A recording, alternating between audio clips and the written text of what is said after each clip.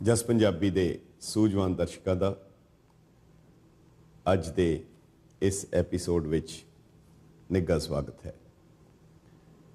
ਅਸੀਂ ਵੱਖ-ਵੱਖ ਸੰਬੰਧਿਤ ਮਸਲਿਆਂ ਤੇ ਜਿਹੜੇ ਦਰਪੇਸ਼ ਮਾਮਲੇ ਹਨ ਉਹਨਾਂ ਤੇ ਆਪ ਜੀ ਦੇ ਰੂਬਰੂ ਹੁੰਦੇ ਰਹੇ ਹਾਂ ਔਰ ਆਪ ਦਾ ਸਹਿਯੋਗ, ਆਪ ਦੇ ਸੁਝਾਅ ਇਸ ਪ੍ਰੋਗਰਾਮ ਨੂੰ ਸੇਧ ਬਖਸ਼ਦੇ ਹਨ ਔਰ ਜਿਸ ਤਰ੍ਹਾਂ ਆਪ ਦੇ ਸੁਝਾਅ ਆਏ ਹਨ, ਜਿਸ ਤਰ੍ਹਾਂ ਅਸੀਂ ਕੇਸਾਂ ਦੇ ਬਾਰੇ, ਸਿੱਖੀ ਸਰੂਪ ਦੇ ਬਾਰੇ 2 ਐਪੀਸੋਡ ਦੇ ਵਿੱਚ ਗੱਲ ਕੀਤੀ ਸੀ। ਹਾਲਾਂ ਉਹ ਗਾਥਾ ਗਮ ਹੈ, ਉਹ ਗਾਥਾ ਬੇਅੰਤ ਹੈ। ਨਾ ਤਾਂ ਖਾਲਸੇ ਨੇ ਮੁੱਕਣਾ ਹੈ ਤੇ ਨਾ ਉਹਦੀ ਗਾਥਾ ਮੁੱਕਣੀ ਹੈ।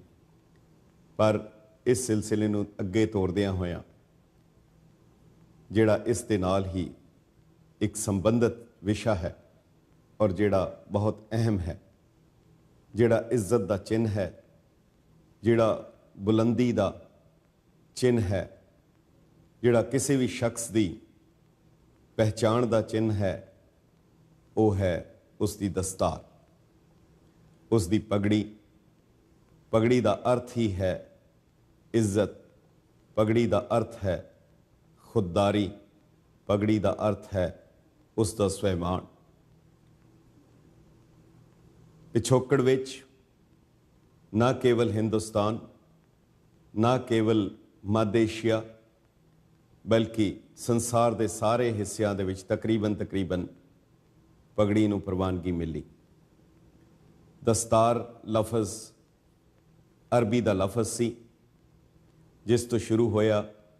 ਟਰਬੈਂਟੇ ਇਟਾਲੀਅਨ ਔਰ ਫ੍ਰੈਂਚ ਦੇ ਵਿੱਚੋਂ ਹੁੰਦਾ ਹੋਇਆ ਟਰਬਨ ਬਣਿਆ ਔਰ ਦਸਤਾਰ ਮਕਬੂਲ ਹੋਈ ਔਰ ਇਹ ਕਿਹਾ ਗਿਆ ਦਸਤਾਰ, ਗੁਫਤਾਰ ਤੇ ਕਿਰਦਾਰ ਇਹ ਕਿਸੇ ਮਨੁੱਖ ਦੀ ਪਛਾਣ ਹਨ।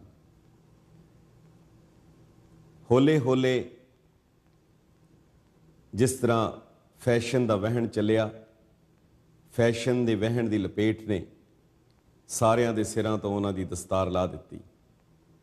ਪਰ ਸਿੱਖ ਲਈ ਇਹ ਉਸ ਦੀ ਜ਼ਿੰਦਗੀ ਦਾ ਔਰ ਉਸ ਦੇ ਜ਼ਿੰਦਾ ਹੋਣ ਦਾ ਇੱਕ ਅਹਿਮ ਸਬੂਤ ਹੈ। ਦਸਤਾਰ ਦੀ ਕੀ ਅਹਿਮੀਅਤ ਹੈ, ਦਸਤਾਰ ਦੇ ਬਾਰੇ ਕੀ ਹੁਕਮ ਹੈ, ਹੁਣ ਤਾਂ ਲੱਗਦਾ ਹੈ ਸਿੱਖ ਨੂੰ ਆਪਣੀ ਦਸਤਾਰ ਵੀ ਭਾਰੀ ਲੱਗ ਰਹੀ ਹੈ। ਜੇ ਅੰਦਰ ਰਹਿਤ ਹੋਏਗੀ ਤਾਂ ਫਿਰ ਕੋਈ ਸਵਾਲ ਨਹੀਂ ਉੱਠਣਗੇ। ਪਰ ਜਿਸ ਤਰ੍ਹਾਂ ਰਹਿਤਨਾਮਿਆਂ ਦੇ ਵਿੱਚ ਹੁਕਮ ਹੈ, ਰਹਿਤ ਬਿਨਾ ਸਿਰ ਕੇਸ ਵੀ ਦੁੱਖਨ, ਇਹ ਸਿਰ ਵੀ ਭਾਰਾ ਲੱਗਦਾ ਹੈ, ਇਹ ਦਸਤਾਰ ਵੀ ਭਾਰੀ ਲੱਗਦੀ ਹੈ। ਇਸ ਦਸਤਾਰ ਨੂੰ ਆਪਣੇ ਸਿਰ ਦੇ ਉੱਤੇ ਕਾਇਮ ਰੱਖਣ ਲਈ ਜਦੋਂ ਜਹਿਦ ਕਰਨੀ ਪਈ। ਇਸ ਦਸਤਾਰ ਨੂੰ ਧਾਰਨ ਕਰਨ ਲਈ ਬਹੁਤ ਕੁਰਬਾਨੀਆਂ ਕਰਨੀਆਂ ਪਈਆਂ। ਵੱਖ-ਵੱਖ ਸਰਕਾਰਾਂ ਵੱਲੋਂ ਕਈ ਵਾਰ ਇਸ ਦੇ ਰੰਗ ਤੇ, ਕਈ ਵਾਰ ਇਸ ਦੇ ਡਿਜ਼ਾਈਨ ਤੇ, ਕਈ ਵਾਰ ਇਸ ਦੇ ਉੱਤੇ ਪਾਬੰਦੀਆਂ ਲਗਾਈਆਂ ਗਈਆਂ। ਪਰ ਖਾਲਸੇ ਨੇ ਇਹ ਆਪਣੀ ਪਛਾਣ ਕਾਇਮ ਰੱਖ ਕੇ ਆਪਣੀ ਬੁਲੰਦੀ ਦਾ ਸਬੂਤ ਦਿੱਤਾ। ਪਰ ਜਿਹੜਾ ਸਾਡਾ ਵਿਸ਼ਾ ਹੈ ਉਸ ਦੇ ਵਿੱਚ ਇੱਕ ਵਿਸ਼ੇਸ਼ ਗੱਲ ਉਹ ਜੋੜਨੀ ਚਾਹਾਂਗੇ ਕਿ ਇਸ ਦਸਤਾਰ ਦਾ ਸਰੋਤ ਕੀ ਹੈ। ਕੀ ਇਹ ਕੇਵਲ ਕੁਝ ਗਜ਼ ਦਾ ਇੱਕ ਕੱਪੜਾ ਹੈ?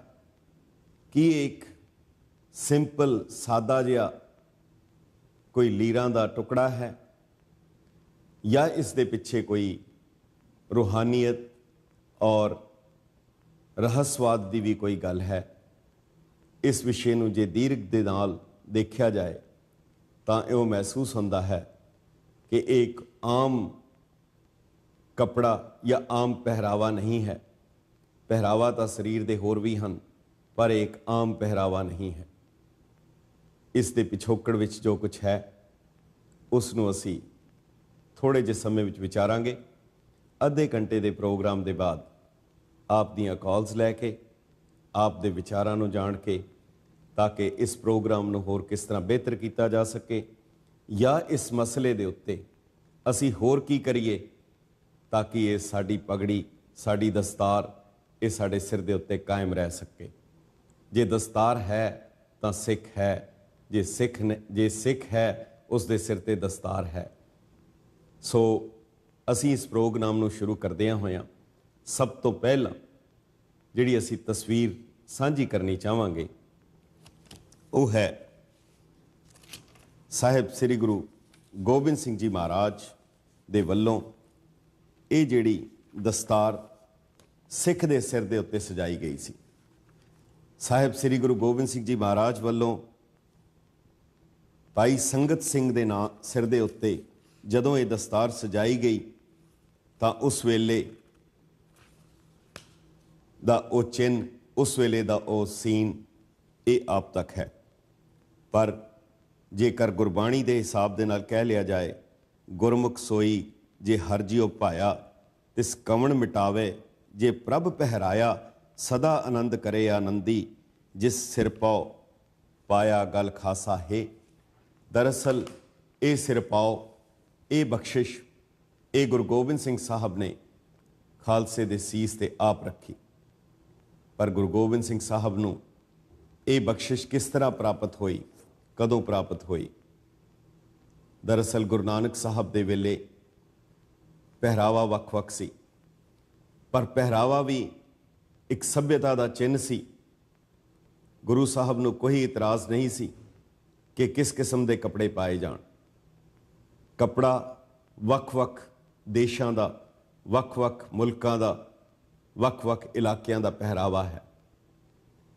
ਹਜ਼ੂਰ ਨੂੰ ਕੋਈ ਇਤਰਾਜ਼ ਨਹੀਂ ਸੀ, ਪਰ ਇੱਕ ਗੱਲ ਉਹਨਾਂ ਨੇ ਜ਼ਰੂਰ ਚੇਤਾਵਨੀ ਦਿੱਤੀ, ਵਾਓ ਸੰਦੇ ਕੱਪੜੇ ਪਹਿਰੇ ਗਰਭ ਗਵਾਰ।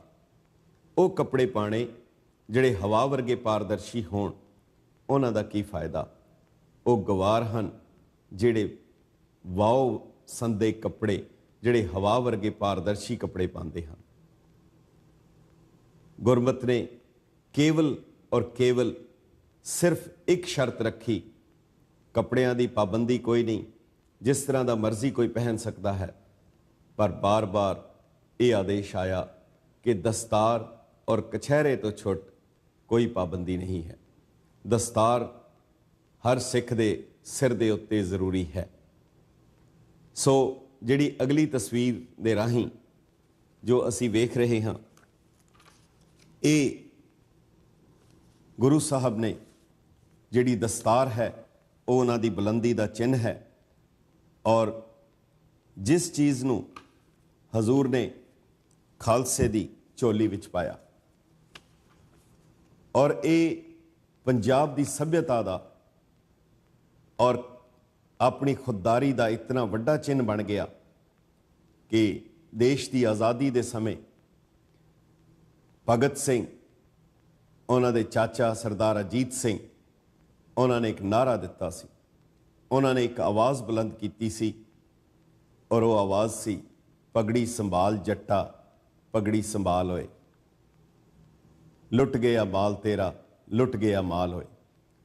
ਔਰ ਭਗਤ ਸਿੰਘ ਦੀ ਉਹ ਪਗੜੀ ਵਾਲੀ ਤਸਵੀਰ ਹਰ ਹਿਰਦੇ ਦੇ ਵਿੱਚ ਘਰ ਕਰ ਗਈ।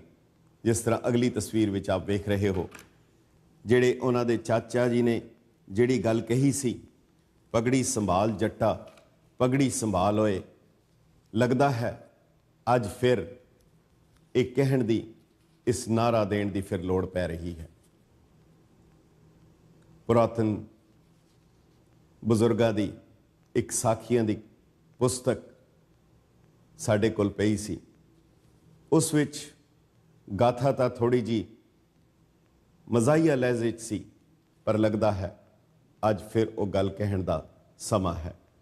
ਉਸ ਵਿੱਚ ਲਿਖਿਆ ਸੀ, ਕਿਸੇ ਸਰਕਾਰੀ ਜ਼ਮੀਨ ਦੇ ਉੱਤੇ ਕੋਈ ਛੋਟੀ ਜੀ ਜਗ੍ਹਾ ਸੀ, ਕਦੀ ਤਾਂ ਉੱਥੇ ਇੱਕ ਜੁਲਾਹਾ ਆਪਣੀ ਖੱਡੀ ਲਾ ਲੈਂਦਾ ਸੀ, ਤਾਂ ਕਦੀ ਉੱਥੇ ਇੱਕ ਜ਼ਿਮੀਂਦਾਰ ਸੀ, ਉਹ ਆਪਣੇ ਬਲਦ ਬੰਨ੍ਹ ਲੈਂਦਾ ਸੀ।